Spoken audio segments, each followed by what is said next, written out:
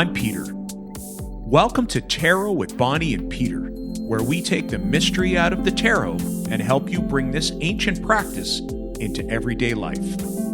In this podcast, we'll talk about life, tarot, and everything in between. So grab your tarot deck, get comfortable, and start your journey to tarot with Bonnie and Peter. Hi, everyone, and welcome to Tarot with Bonnie and Peter. Today, we're ready for dinner again. We've got... When are we not ready for right? dinner, Peter? That's actually a really good point. When are we not ready for dinner? But we're ready for tarot dinner. So we've been having a lot of fun inviting two cards from the major arcana to enjoy dinner with us, where we have some casual conversations. You know, we ask them a few icebreaker questions, and then we ask some interpretive questions once we get to know them a little bit better so we can get some guidance. And sometimes we actually look, I think the last couple of times we've actually looked at the guidance almost as a personal reading, through the episode. And sometimes it's just kind of throwing it out there as I guess the major arcana card would interpret the question. So we'll see what happens today. For those of you who haven't followed along, by all means, go and check. I think it's the last 4 episodes, actually. I think we're at our 5th pair of guests. Go and check out past episodes. You can get a sense as to what we're doing. Just to give you a recap, we shuffle the remaining cards of our deck, and then we proceed with dinner with the 2 random cards that we have selected. And I think I selected the last time, Bonnie. Okay. So I think we'll get you to select, and then I'll remove the card from my deck so that we don't get a double card. So. Okay, gotcha. So right. I'm using Tarot of the Witch's Garden by Sasha Graham. Okay. Excellent. I've used this a few times in this series, so I'm going to continue using this deck. So I just finished her course. Watched the course on. It's not available anymore, but on Kabbalic Symbols of the Rider-Waite-Smith. It's fantastic. Well, I tell you, she knows her stuff. She's amazing. Yeah. Did you watch the whole thing too? Yeah, I did. She's just incredible. Yeah. So for anybody who, if she ever does it again, I think it was through Tarosophy, the Tarosophy Association. So through Marcus Katz, it was fantastic. It was really informative. Kind of a recap of the book that she's written, the same. So, she's got a ton of information. And again, for those of you who are interested in hearing our conversation with Sasha Graham, go back and have a listen. I think it was one of our earliest episodes, right? She was one of our first. I think she was our third. She was our third guest. I think we'll have to have her back. I'll have to sweet talk her. Yeah, for sure. To coming back. Okay, I'm gonna pick. Ready? Yep. I got Judgment. Okay. So I'm gonna stop shuffling, and I'm gonna just to make the process easier, because we're down to. I'm going to take Judgment out of my deck because we're just down to a handful of cards now. So we had it happen, I think, with the Lovers, where we both drew the same card and we agreed that we would take the card out of the deck. And I drew. Ooh. So who do you have? Sorry. I have Judgment. I have the Empress. Oh, you have the Empress. I'm excited. Excited. I did the same. It's so funny, right? Because the last time I drew the Star, and I kind of went like, and I don't know what it is, because the Star and the Empress actually there's a similarity, or elements of similarity to the energy I think that they present. So I should probably have to go back and unpack my reaction to the Star at dinner and the one with the Empress. Although I will say it, if you can have a crush on an archetype, the Empress is I'm probably going to enjoy having the Empress as a dinner guest. You're going to love that. Yeah, I totally. Although technically she's my dinner guest because I'm asking her the questions. That's a good point. So you're embodying the Empress. That's a fair point. All right. Well, that's okay. I have embodied a lot of things, and today will be the embodiment of the Empress. Let's see how that goes. Oh, Judgment. I'm already sweating. I'm like, what am I going to say? Judgment. I like that. We both talked about our Catholic upbringings, and, to be Judgment. It's like, no, I can be Judgment. It's, not a problem at all. I can do Judgment with the best of them. Anyway. Yep. Okay. All right. Whew. Okay. I'm going to ask you first. Okay. I'm going to need some time. Okay. Fair enough. Okay. You ready, Empress? I am. Empress Peter? Okay. If you could travel anywhere in the world right now, where would you go? Okay. Look, I think there are a lot of choices that would link to the Empress, but I am going to, you know what? I'm going to go to, I guess, any wine region in the world. And being of French background, I'm probably going to go to the Bordeaux region. But there are lots of others I could go to. I could, head to the Mendoza region in South America. I'd go to Chile. I could go to Argentina. But I'm going to go to Bordeaux, because of that abundance and fertility and fruitfulness, all of those energies that exist and are embodied inside the Empress, that idea of fecundity, even the idea, I think, of pleasure that often comes from wine. I think the wine itself in some ways embodies the Empress. And I'm trying to think, in this iteration, she doesn't have sort of grapes, but I've seen some before where she's kind of lying in a harvest and you can see, like wine grapes, like that bunch of grapes as part of the image. So that's where I'm going. I'm going to Bordeaux, or the Bordeaux region. Probably heading over to Saint-Emilion. And then I'm going to travel all over. I'll go to Margaux and might even go down to Châteauneuf-du-Pape into some other areas. So, yeah, I'm going to do it because I get to practice my French, and I'm happy to bring the Empress along because she'd be a great guide to the wine regions, but. So just to broaden that, though, I think the Empress would be a great, like any wine region anywhere would really sit nicely with the archetype energy of the Empress. So that's it. I love it. Yeah. Yeah. If I was the Empress, I'd go to Tuscany. So along those same lines, right? Like food, wine, like the indulgences, that abundance. I think that's awesome. Yeah, and I almost said Tuscany because and again, this is where I realized the privilege of being able to travel. France, I was just there not that long ago, and Tuscany, I was going to say I wasn't that long ago, but it was still less than a year ago when Kelly did her retreat, and we went, and she actually she did her retreat on a vineyard in. I think it was the first female-run vineyard in all of Italy, at least definitely in Tuscany. So same, and oh my goodness, you want to talk about the idea? You've got an astrology conference happening in a winery in Tuscany. I mean, the Empress energy was all over that experience as well. Sure. So yeah, there's something about that quality and pleasure and fertility and abundance, and the harvest that all get embodied inside, the viticulture experience. So Bordeaux, but yeah, you're right. Tuscany would work. The Mosel Valley in Germany would be another spot that would be great. The Mosel Valley in Luxembourg, which often is, an unrecognized wine region, but has some phenomenal wines as well. There you go. All right. So hopefully people are going to be writing down going, oh my goodness, wine regions, right? Greece, look at some of the Greek wines. Portugal, right? Come on. Yeah, can't leave out Portugal. Yeah. Oh my goodness. Or Spain. Spain, right? Yep. Okay. Yep. And yeah, lots. South Africa. Oh my goodness. We can go on and on and on and on. Okay. Yeah. New Zealand. All right. Yes. Hello. So Sauvignon Blanc. Okay. Judgment. Your turn. Judgment. If you could travel anywhere in the world right now, where would you go? Okay. So when I think about Judgment, I think about this calling to rise and to step into our purpose. And it's kind of about sort of taking away the masks that we wear, to try to show up how we think other people want us to be.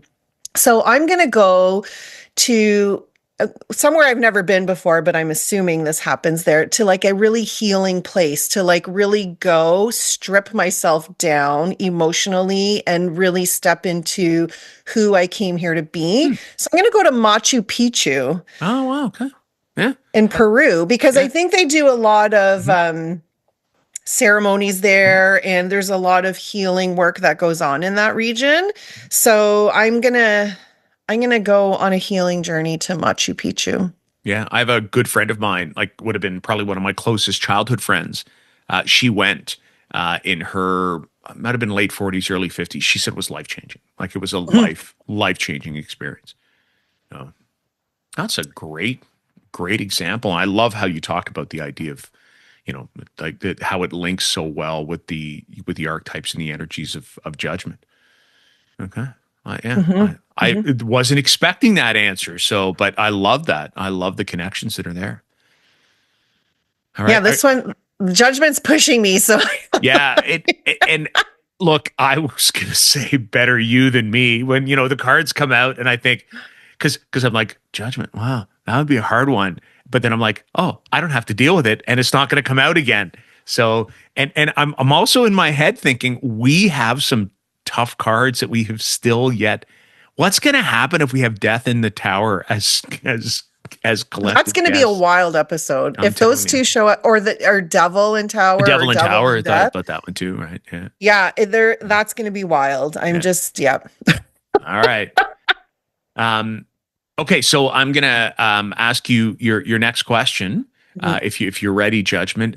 Do you have a favorite book or a movie that you would recommend to everyone? I do.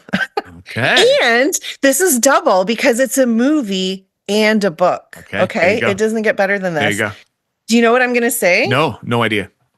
Eat, Pray, Love. Okay. All right. Right? Yeah. So I read the book. I've watched the movie several times. I love both of them. I think about Julia Roberts and Javier Bardem, who I absolutely love. It embodies so much, I think, of what the Judgment card is about. This woman, and it's a true story, right? Like she wrote about her own experience, the author, which, oh my gosh, this is terrible. It's Gilbert is the last name, I believe. It's not. It's not Elizabeth Gilbert. Elizabeth Gilbert. Thank you. I was going to say Melissa Gilbert, but that's Little House. also a phenomenal author, but yeah, I think it's Elizabeth Gilbert. Yeah. So she wakes up and she's like, oh my God, I'm married. I'm living this life. I'm bawling my eyes out. There has to be more for me. So she basically leaves her life behind and goes on this trip to find herself. And I think, again, that's like Judgment. It's like, what did you come here to do? What did you come here to be? Do you have the strength to be able to answer that call, right? Like if we think about the Judgment card, it's often, an angel calling you and thinking like, if it's your last day on earth and you look back and you look at your life, did you do all of the things that you wanted to do? Or did you just kind of do what you thought was expected of you? So I'm going to toot my own horn. I'm going to be pretty proud of myself that I came up with this movie, because I'm like, she goes to Italy, right? She eats, right? She goes to India, she goes to pray, to meditate, and then she goes to Bali and discover this incredible part of her. And she meets Javier Bardem. Oh my God. So I'm going Eat, Pray, Love all the way, all day long, Judgment card. Okay. All right. That's a great call. I love that. I love the explanation too. So. Thank you. How about you, Empress? If you could, if you have a favorite book or a movie that you would recommend. Yeah. So I have a movie that is not a book that I'm aware of, and it might sound like a bit of a stretch, but hear me out. My movie for the Empress would be Wakanda Forever, and there are a few reasons. One is, it's kind of the power structure that takes over, and it's an almost exclusively female-oriented power structure that takes over a fictional abundant country, and it does so because of the death of the Black Panther, and partly as well, because of the death of Chadwick Boseman, who was the actor who played the Black Panther and who tragically died.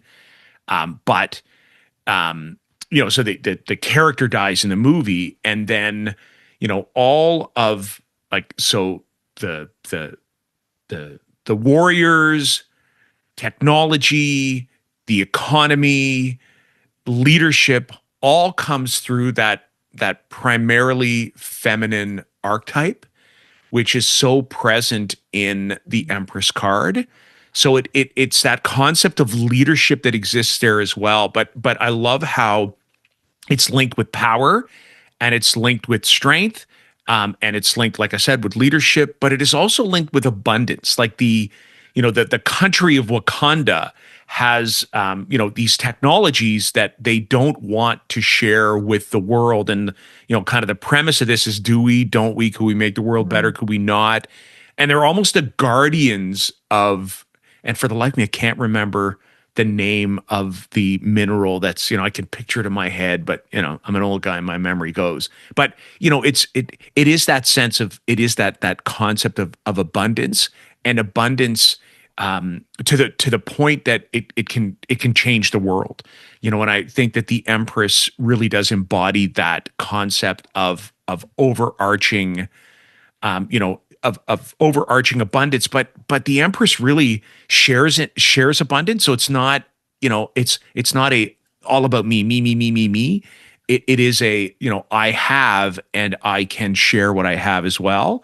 But I thought of the movie as well, because they really do have those discussions about, yes, we have and we can share, but at what cost, and all of that stuff. So I don't know. And of course, because I love the superhero franchises, both the DC and the Marvel, and this one's out of the Marvel universe, the good old MU.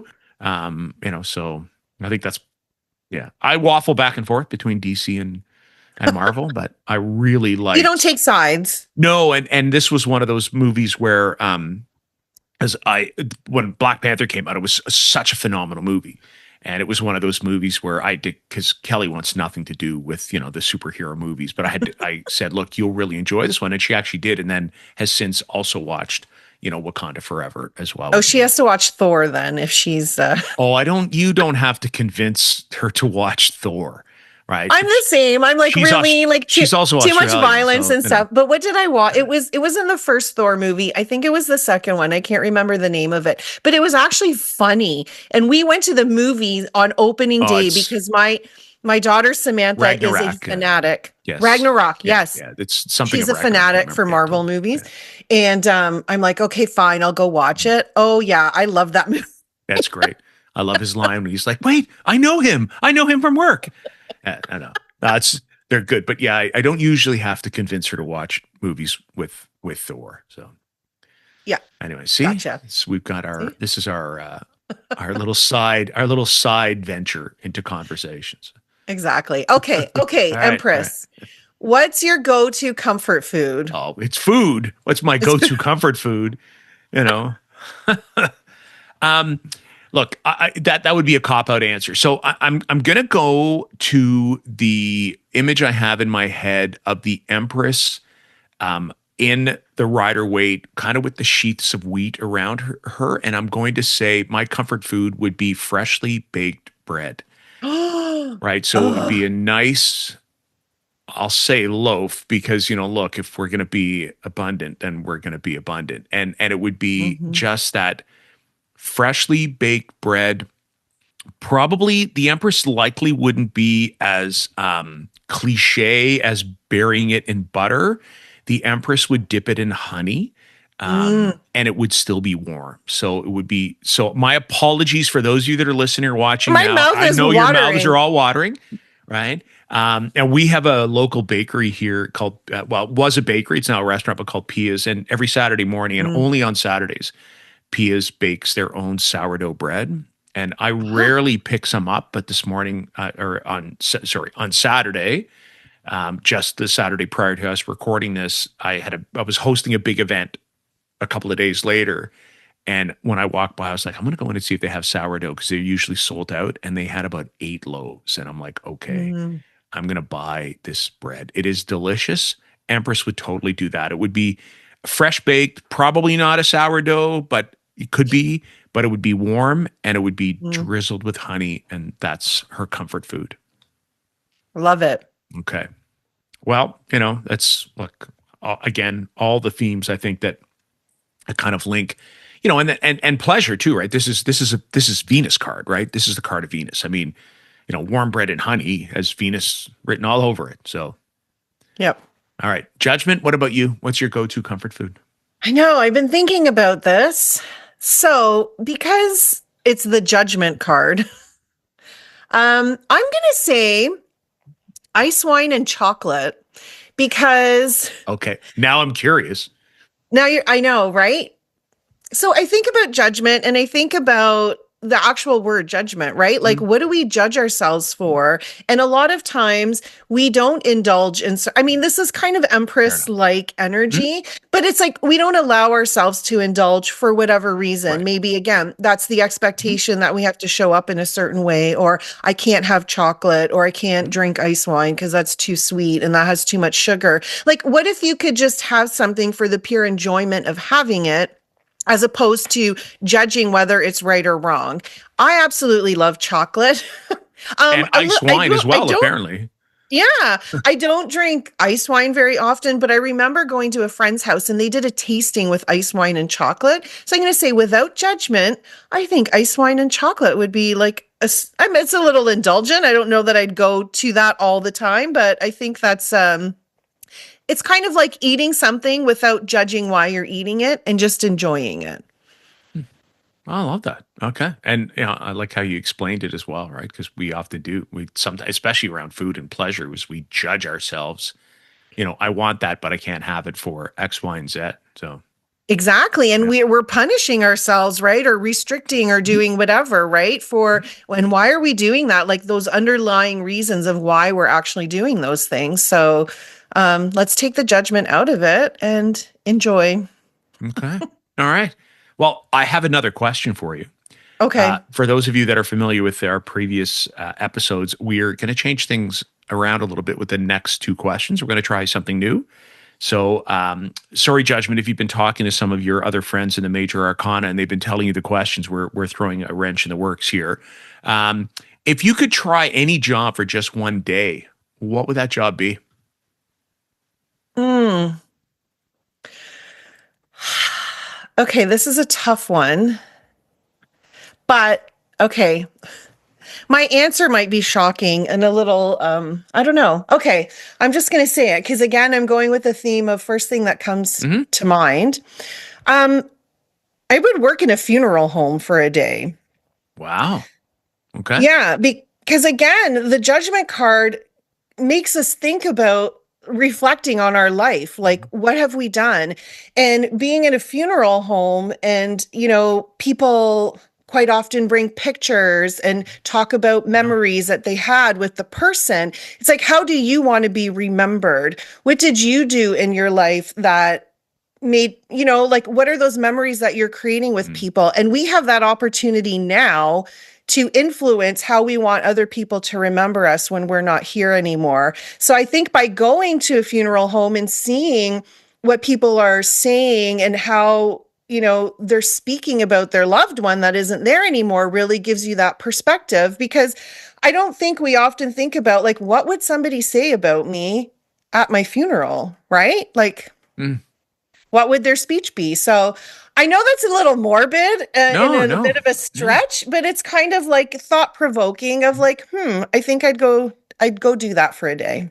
That no, I've actually thought it links because when I again, I think about the Rider Waite Smith deck and I think about Judgment and that concept of, it almost presents itself as rising after death or life after death. And I always think, regardless of what your spiritual or religious beliefs might be, around the our post sort of physical death, a lot of the conversations around, keeping someone alive are the discussions that happen about them after they're gone. Mhm. people, remembering events and reminiscing about, certain things and talking about them. Now, I think that's a really interesting way, to embody the judgment card. So thank you. I'm going to keep that one in mind in the same way. I think at one point in time you had said, that the idea of the world and being, I am enough, or judgment, I think being I am Judgment. enough, right? Being I am enough. Going to remember that one too. Thank you for that. Mhm. Well, okay. Yeah, a little. Wah, wah. We went from chocolate No, and ice wine to funeral homes. but Okay. look, and every card has an aspect like that, right? Every card would have, would have its challenging side. So, Mhm. oh, it's great to bring it up. Okay, Empress. If you Mm. could try a job for a day, what would it be? I mean, there's so many possible jobs, right? And two came to mind, and I'm gonna go with one, but I'm gonna do like I'll do an honorable mention to the other. So the one that came to mind, and I have to thank Joanna Powell Colbert for this one because it is literally the title of the Empress in her deck, which is called the Gardener. So Mm, I think if I could do a job, if and I'm like the Empress though is probably already doing that job. So I thought it might be a bit of a cop out answer.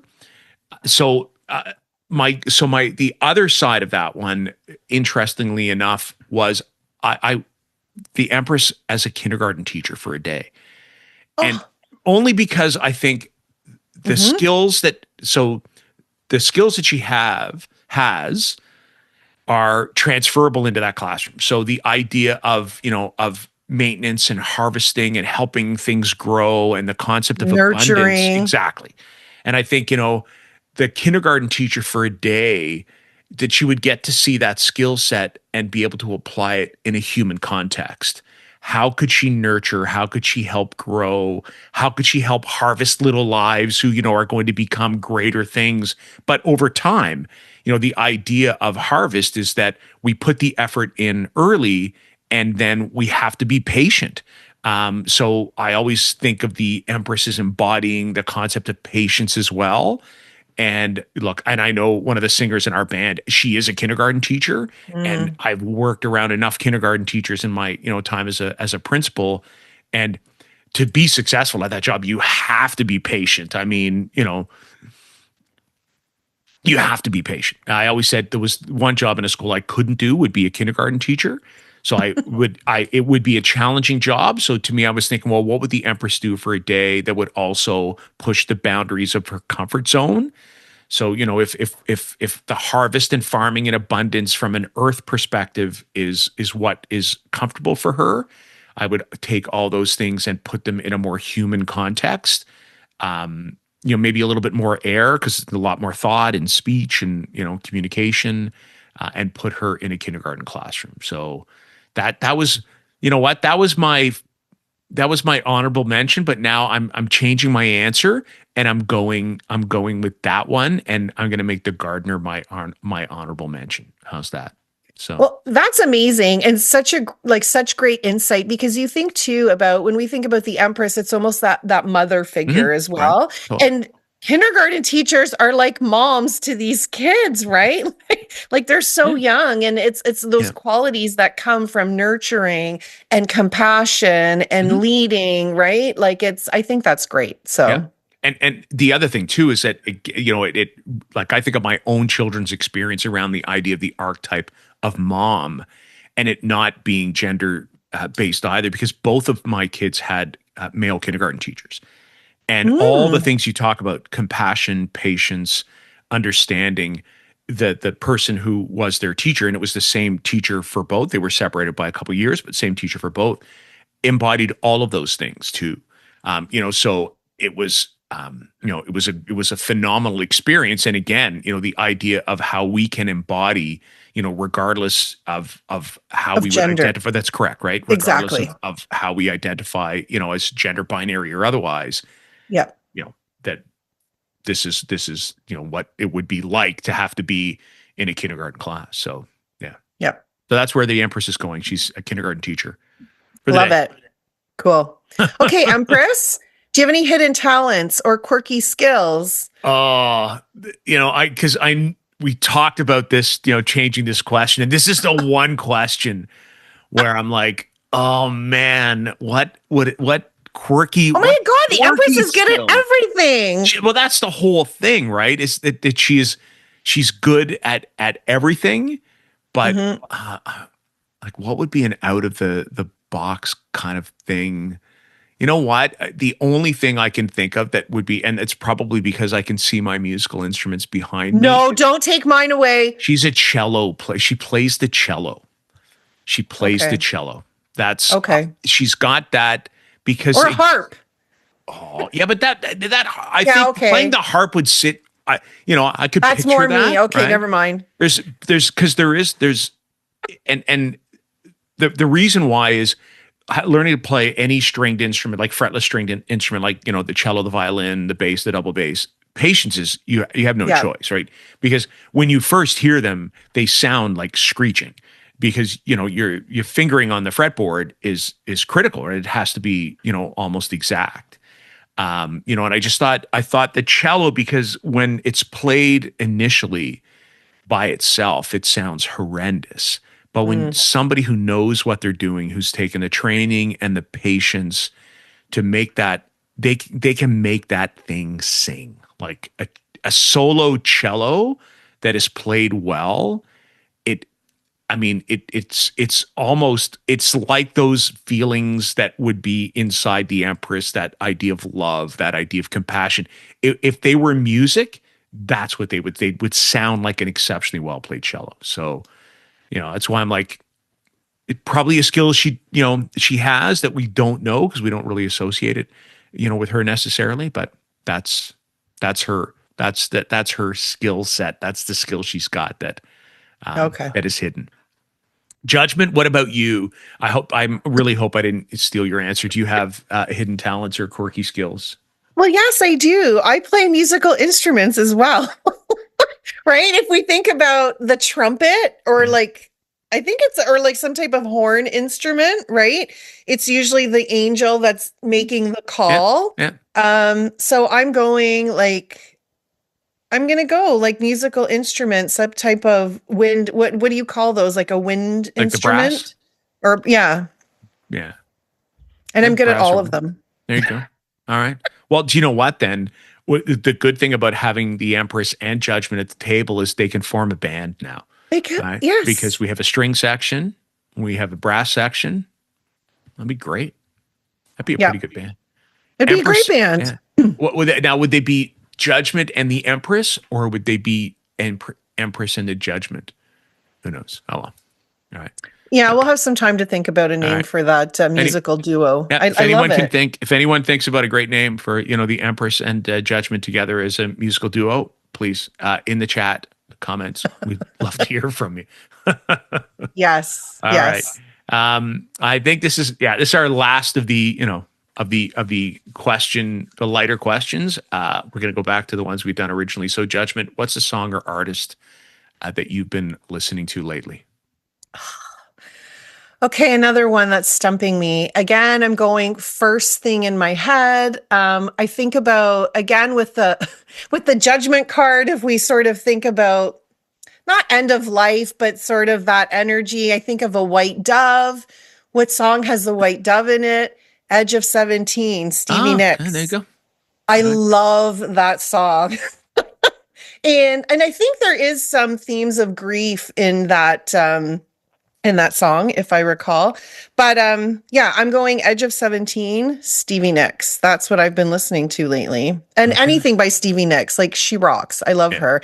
If I can meet her, I've seen her in concert, play with Fleetwood Mac, with all of the members of Fleetwood Mac a few years ago. So I was very fortunate to be able to do that. But I love her. So Okay. All right. I'm going. That's what I'm going with. How about oh sorry. No, go ahead. No. No, I was just gonna say you were gonna say something. I was going to say Stevie Nicks would probably be on the Empress's playlist, I would imagine. So, Oh yeah, Stevie Nicks, like for all these cards, man. Like she embodies the tarot anywhere. Like she just has that energy, right? So yeah. I'm pretty sure I'll think of another one of her songs for another card that comes up. Yeah. But what would you recommend, Look, Empress, or what have you been listening to lately?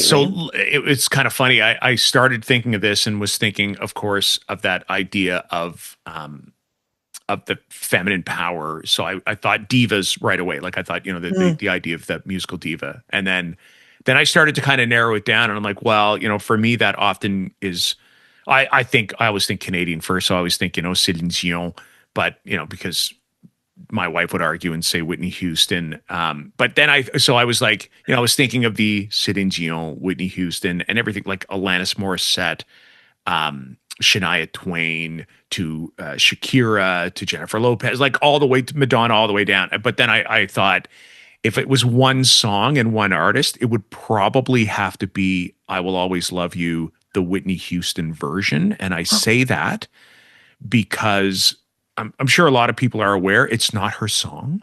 hmm It's Dolly Parton's song. So I think, you've got that thread from like one powerful female empress artist to another. And the fact that even the theme of the song itself is that, like hmm my understanding is the song is not actually about a loving relationship, but it's actually about a professional relationship that is ending. And it's kind of saying, thanks for everything you've done. And I wish you well. And now, our time together has served itself. And I think, that's actually a really interesting kind of Empress style energy as well. Cause the Empress does talk about that concept of love, but the Empress knows enough to say when enough is enough. Right. So, yeah. So I think that I'm really being specific, although it isn't my favorite version of the song. There's a guy who posted his version of this song on YouTube. Withers or Weathers, I think is his last name for the like Josh. Go and Google this or go and look at this on YouTube. This guy does a version of I Will Always Love You that I think blows all other ones out of the water. And it's because it's so unexpected. And I believe he actually does it in the same key as Whitney Houston, and anybody, mm including the big, belty high notes. Um, it's worth a listen. And again, for me, when I listen to it, it's a song that is evocative. I easily get an emotional reaction when I listen. I will often sometimes even well up when I listen to some music. So I think that's, the Empress is a great you know, representative of that emotion as well. That abundance, that overabundance of emotion that music can bring. So, anyways, I Well, I got rambled and goosebumps when you rambled said I will there. always. Well, when you said I will always love you, I'm like, oh my God, that's Yeah, so yeah, smart. yeah. And it would be it. I would probably the Empress is listening to the Whitney Houston version. But Peter is not listening to the Whitney Houston version. He's listening to the Josh Withers version that he recorded, I think, at somewhere in the South. I think he was on tour. I think he's from Texas.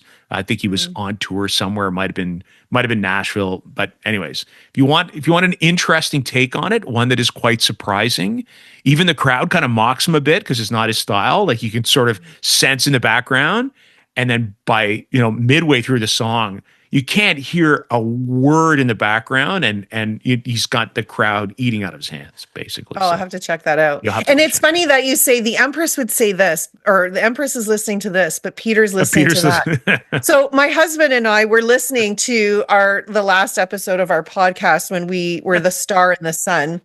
So I had picked the sun card. So, and then as I was answering, I, was saying things like, oh, and he's looking at me. He's like, you're answering like you, aren't you supposed to be the sun? Like, it was, I and know. I'm like, well, I am. I'm answering like I'm the sun from Yeah. my Stay human in character. perspective of me. But he Stay was in like, character. you're saying like you're the sun. So Yeah.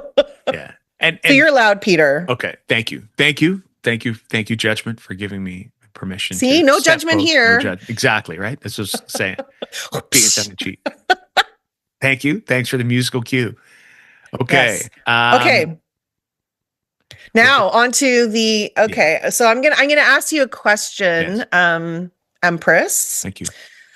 If you would like to give me some insight, I would appreciate that. So, what is something that might be blocking or challenging me right Okay. now?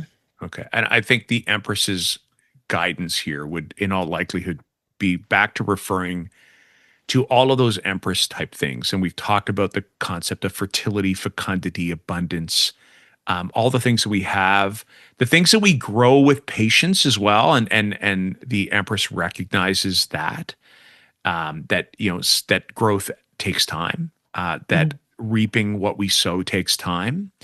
So if we're looking at the question from the idea of kind of blocking and holding back, it's sometimes the impatience that we bring to Mm, things. It's the fact that putting energy out into the universe doesn't mean that the universe is ready to respond right away. And sometimes, what we do is we stop giving. We're like, oh, you know what? Look, I'm kind of done now. And the Empress's call is to say, no, no, no, no, no. Think about the farmer. Think about the viticulture. Like think, we use wine as an example. Think about the fact that, and even when we're planting and looking to reap what we sow, we have to be patient, and two, we have to recognize some things are out of our control. So mm, we were talking about this in the wine class I was taking. We were talking about the impact of things like frost and things like a drought, and we can do all the right things, and yet still there are elements of our environment that don't give us the outcome that we were anticipating. So I think that's the Empress's the Empress would state, what's blocking or holding us back is the concept that we think that because we put out, we should get back, and mm, that the universe gives us back kind of on its own time and on its own dime. We get back when it's the right time, and we have to be patient. That would be through the Empress's lens. That would be how she would describe what's holding us back, or what's blocking or holding back. Does that make sense? Oh, yes, it does. And definitely a message that I needed to hear today because Okay. I'm struggling with some of that Yeah. right now of like, when is this going to happen? So patience is definitely something that I that's very useful for me right now. So thank you, Empress, You're welcome. for that insight, that guidance. Yeah. I appreciate it. Well, one of the reasons, like personally, it's one of the reasons why I like going hiking in forests, because I'm always reminded of the age and time that it took the trees to Mm, become the trees that they are. And we're blessed to have, and we had an event in our yard just yesterday as we're recording this. And we have two beautiful, one silver maple, one sugar maple in our yard. mm, And one of the guests was an arborist.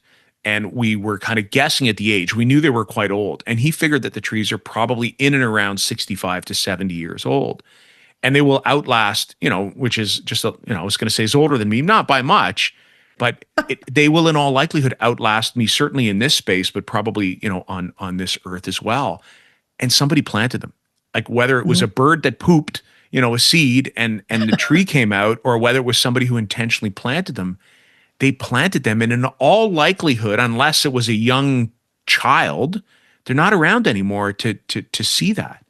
Mm. And yet the beauty that what was brought forward, we get to enjoy in our yard. And then, our neighbors get to enjoy as well. So, Mhm. and the same thing, I think, like whatever caused the trees to grow when I go on a hike in the forest happened years before I got to enjoy it. And whatever circumstances caused that to be there, again, like I said, whether it was food droppings or intentional planting or some, wind blowing, seeds or pods from somewhere else, those events took place so long ago, and yet I get to enjoy them in this time. So that's kind of the message. Again, long-winded, my apologies, but short answers are not my forte, not Peter's forte. The Empress is probably pretty good at them.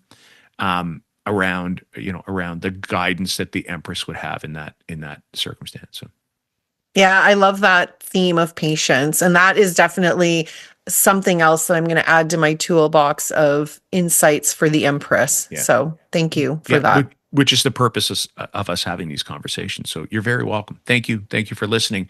A judgment. I Yeah. have the same question for you. What is blocking or challenging me right now?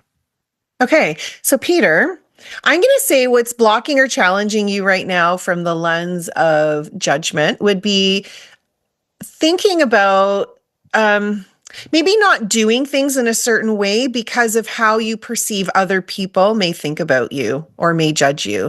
And a lot of times when we do things, it's always like, well, how is this going to be received? Or what are people going to think if I go ahead and do this thing? And sometimes that prevents us from, again, showing up as who we want to be.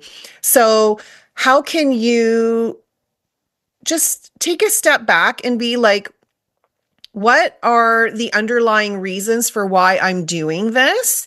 And sort of check in and be like, am I doing this because this is what I want to do and I'm doing it the way that I want to do it? Or is there something underlying this from a perspective of like how other people are going to perceive it? And that makes you shift, right? So again, it's funny. Last week we pulled the sun and the star, and then judgment precedes that, right? Proceeds that, not precedes that. And again, it's that continuation of like being vulnerable, stepping into the light and like this is me now, right?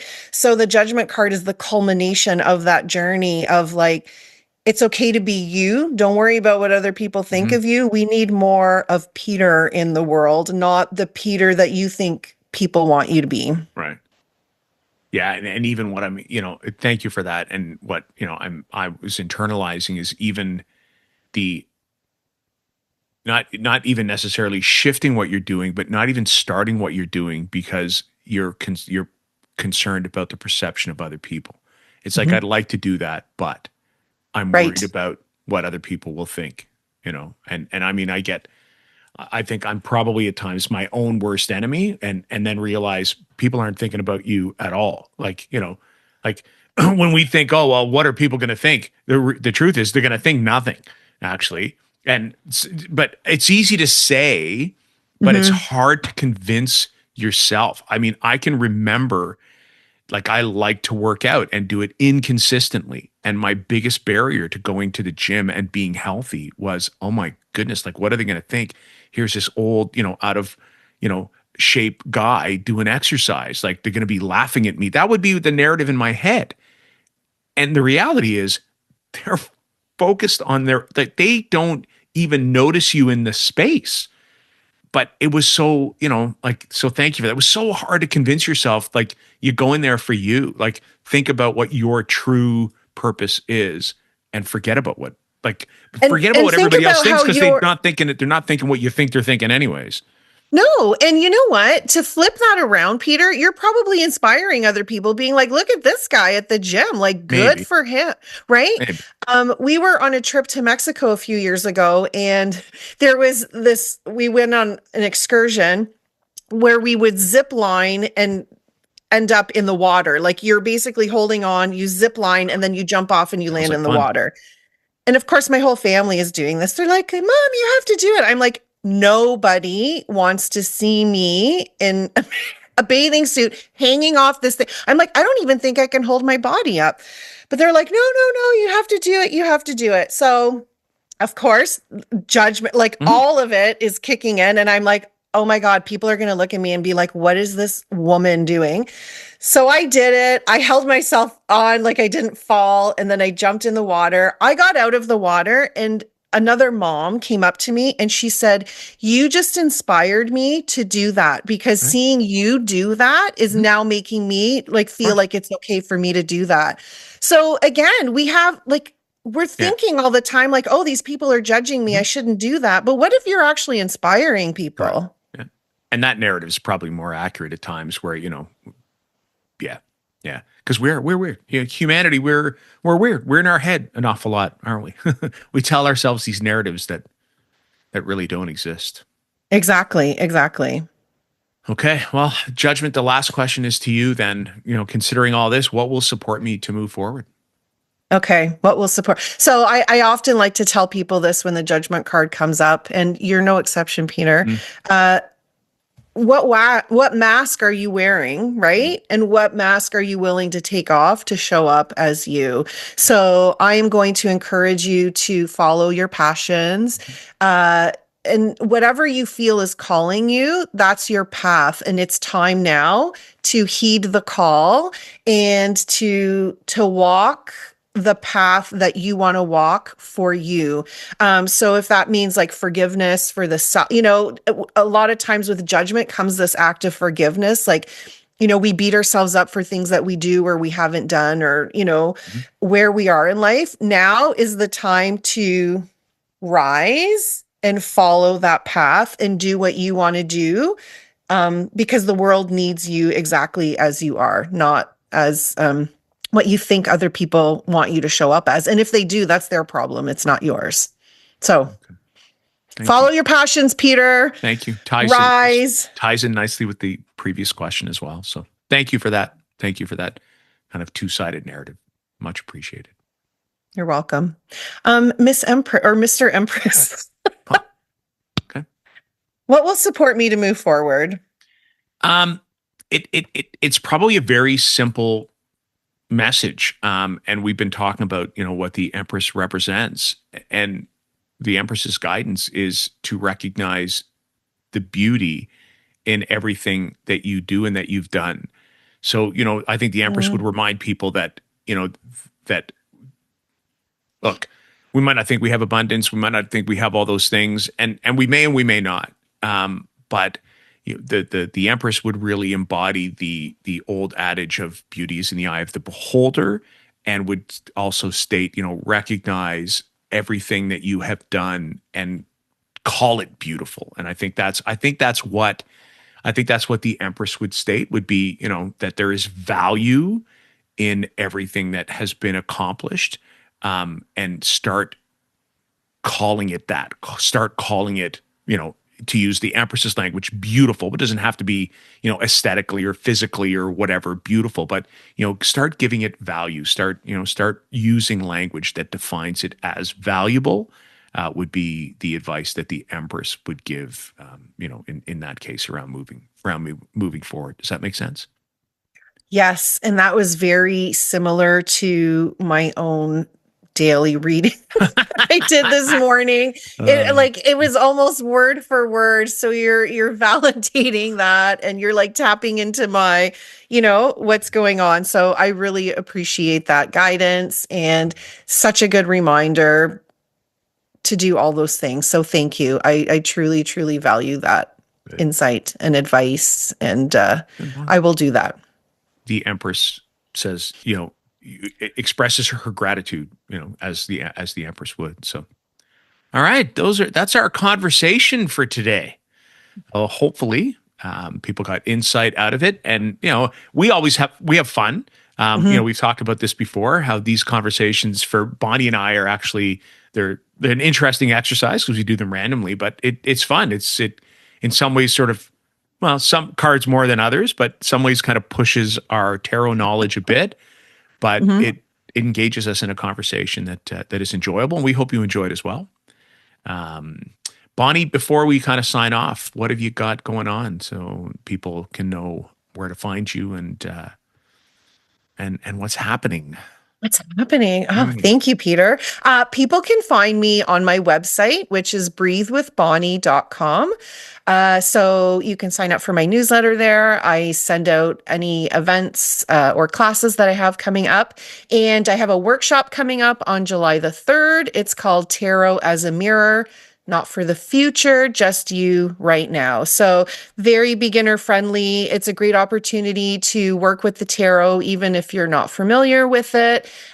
Just giving you some different ways to use the tarot in a way that doesn't require memorization or having to know the meaning of every single card. So if you're interested in that, my information is there. If you have any questions, I'm always available. So yeah, you can go there to find me. And of course, on our website, tarotwithbonnieandpeter.com, you can watch all the episodes there. You can learn a little bit more about Peter and I as well. So Peter, how about you? Where can people find you? What do you have going on? Well, same. Can always find me at tarotwithbonnieandpeter.com or on my website at peterwhitetarot.com. Really focused on the cards of the Zodiac series right now. So, in all likelihood, probably right on the day we drop this, or certainly right around, the sun will be entering the sign of Cancer. And Cards of Cancer was the very first webinar that I recorded last week or the week before, but still exceptionally relevant. So, for those of you that are looking for an astrological lens through which to look at the tarot itself, perfect series for you.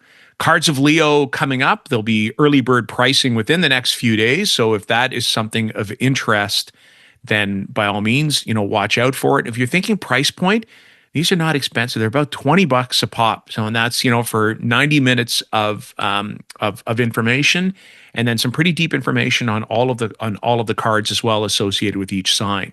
And then with the Cards of Cancer, of course, there is, I'll call it an exclusive, full moon in Cancer spread. That's part of that, that course. And I do an astrological link to each of the signs through each of the courses. So at some point in time, there's a link or an aspect, and there'll be some work that links to that. So if you're trying to embed both astrology practice and tarot practice in an easy, kind of unique and fun to use way, then these webinars are for you. The other thing that's in the works, but I might be doing a little bit of work locally here, live in Orangeville at some point in time in the summer, possibly early fall, through one of our local institutions, kind of a one-off introduction to the tarot. So if you're in our kind of general area, that's in Southern Ontario, keep your eyes open for that. There'll be more details coming soon. That's it for me. So awesome. Well, I'm looking forward to learning more about this, Peter. Okay. You'll have to share your details with me. I will. Yeah, so we want to thank you so much for being here on Tarot with Bonnie and Peter. It's always such a pleasure for Peter and I to share our love of the tarot with you. If you like this episode, please leave us a nice review. You can share it with other people also who may not be aware of Tarot with Bonnie and Peter. You can subscribe to our podcast. And if you have any questions, or if you have your own insights about the cards that we spoke about today, and maybe some of the things how you would answer as those archetypes, we'd love to hear those. So please send us an email, comment, and we look forward to seeing you next time on Tarot with Bonnie and Peter. Thanks so much and have a great day.